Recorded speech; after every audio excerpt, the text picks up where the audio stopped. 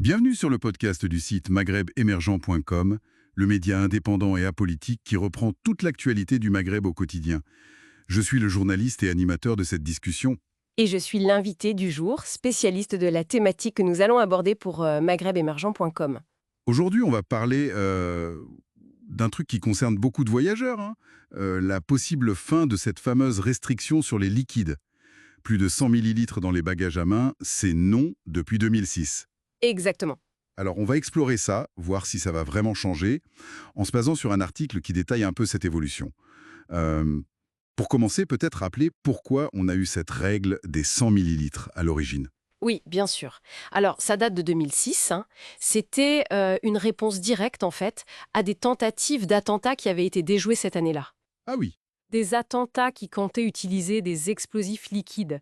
Donc, l'objectif, c'était simple, limiter la quantité de liquide que chaque passager pouvait prendre en cabine pour, pour réduire les risques. d'accord. Une mesure de sécurité donc très concrète à l'époque. Tout à fait. Et qu'est-ce qui fait qu'aujourd'hui on pourrait envisager de la supprimer? Qu'est-ce qui a changé? Alors, c'est principalement l'avancée technologique. Je pense notamment à l'arrivée des scanners CT. C'était, Oui, pour tomographie par ordinateur, ce sont des appareils beaucoup plus performants. d'accord. Ils donnent une analyse très détaillée du contenu des bagages, y compris des liquides.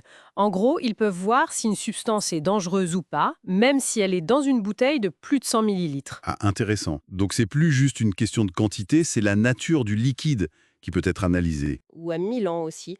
Dans ces aéroports-là, la règle des 100 millilitres est déjà plus souple. D'accord. Mais attention, ce n'est pas encore généralisé à toute l'Union européenne, loin de là. Donc pour la plupart d'entre nous, quand on prend l'avion, La règle des 100 millilitres s'applique toujours. Il faut rester vigilant. d'accord. Alors, qu'est-ce qui bloque si la technologie est là et qu'elle fonctionne? Pourquoi ça ne va pas plus vite? C'est la machine européenne, si on peut dire. La Commission européenne reconnaît le potentiel, bien sûr, mais pour que ça soit adopté partout, il faut, Harmoniser. voilà, il faut des ajustements sur le plan des lois, de l'administration. Au niveau de toute l'Union, il faut un cadre réglementaire commun pour valider officiellement ces scanners et organiser leur intégration partout. C'est un gros chantier en fait. Oui, ça demande du temps et de la coordination. L'objectif affiché, c'est une mise en œuvre dans tous les aéroports de l'UE d'ici 2026. 2026. Bon, c'est pas si loin, mais c'est pas demain non plus. Non, effectivement. Alors, imaginons qu'on y arrive en 2026. Quels seraient les bénéfices concrets pour les passagers? L'impact serait assez important sur l'expérience de voyage.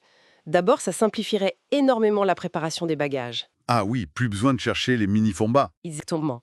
Ou de transvaser ces produits dans des petits flacons, fini ce casse-tête.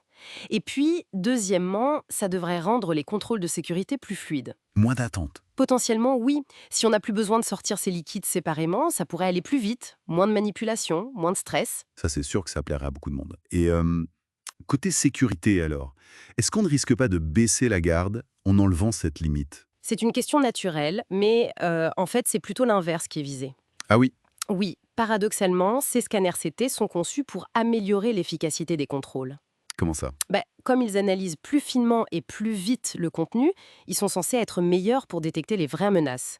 Donc on allège la contrainte pour les passagers, mais on augmente potentiellement le niveau de détection réel. D'accord, donc une sécurité renforcée, mais moins contraignante au quotidien pour le voyageur lambda. C'est ça l'idée? C'est tout à fait ça. Bon, pour résumer, la règle des 100 millilitres, qui date de 2006 pour des raisons de sécurité bien précises, pourrait disparaître. Grâce au nouveau scanner CT, oui. Et si cette technologie est adoptée partout en Europe d'ici 2026, comme espéré, Ça simplifierait beaucoup le voyage en avion. tout en visant même une amélioration de l'efficacité des contrôles, c'est une évolution vraiment intéressante à suivre. Absolument. Et ça ouvre une réflexion, non? Si la technologie permet ça pour les liquides, quelles autres règles un peu pénibles des aéroports pourraient être repensées demain? C'est une bonne question. De quoi réfléchir la prochaine fois qu'on fera la queue à la sécurité. Merci pour votre écoute et retrouvez plus d'actualités sur maghrebemergent.com.